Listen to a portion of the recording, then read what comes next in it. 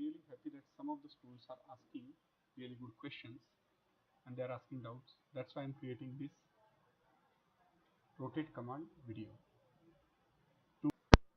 Hello. In most of the problems in engineering graphics, we have to rotate our object with respect to given angle, especially when we have beta construction. In beta construction, we don't know what is the final angle with which we have to rotate the object. And object, for example, this object is to be rotated such that point line AB makes an angle equal to beta with respect to xy line. So how to solve this problem? So here there is command in AutoCAD that is called as rotate, and I'm going to explain flavor of that command. So first of all, select the object completely which you want to rotate. Click on the rotate command.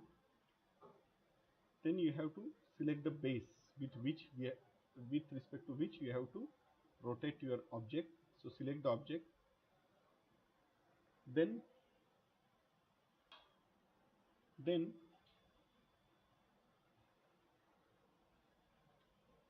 we can actually rotate it if we specify the angle, but here generally we are not aware of what is the angle.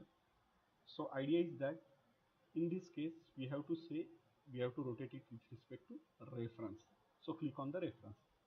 Now which line you have to rotate with respect to given reference, or what is your reference angle, that we don't know. That's why we are going to select actual line. So this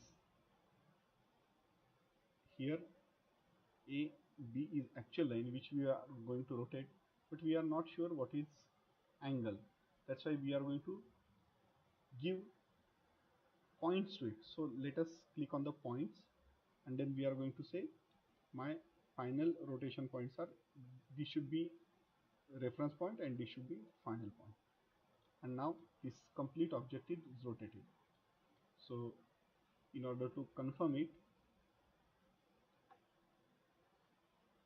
okay, let's select what is the angle, 62, and what is this angle,